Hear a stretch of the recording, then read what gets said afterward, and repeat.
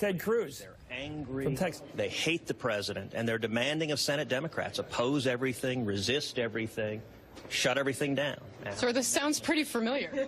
Didn't you say all this back when this happened to you? Now, I recognize that is a media narrative that you love to tell, but it's worth noting in 2013. Green eggs and ham? In 2013, I voted repeatedly to fund the government, and in 2013, it was Harry Reid and the Democrats who voted no, who voted to shut the government down, just like this week. Republicans voted to fund the government, and it was Chuck Schumer and the Democrats who voted to shut the government down. Bottom line,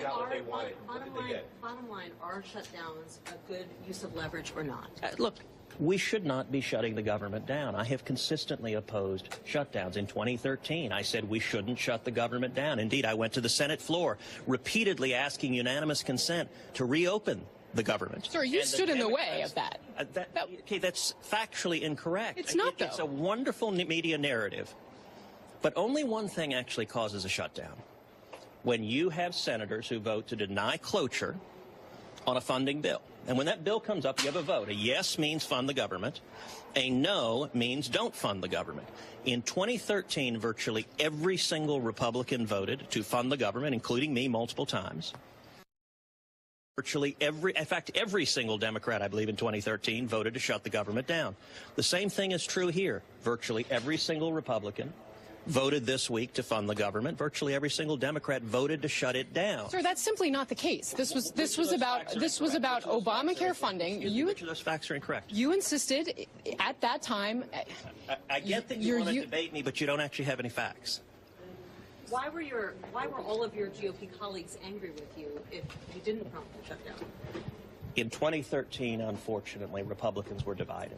That was a mistake. You know, I wrote a book a couple of years ago called A Time for Truth, where I walked through what had happened. And I said, look, the mistake that was made then in 2013 by Senate Republican leadership was to turn and attack House Republicans and fellow Republicans and to turn Republicans on each other. That was a mistake. I wish it had not happened.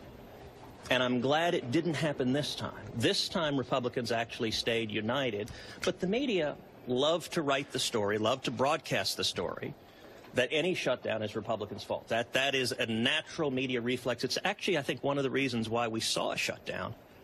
Because I think Chuck Schumer and the Democrats believed they could shut the government down, and reporters would dutifully blame it on Republicans no matter what the facts were. On this shutdown, do you support what Leader McConnell has done here to promise to take up DACA, to take some action to protect Dreamers in exchange for this temporary fix?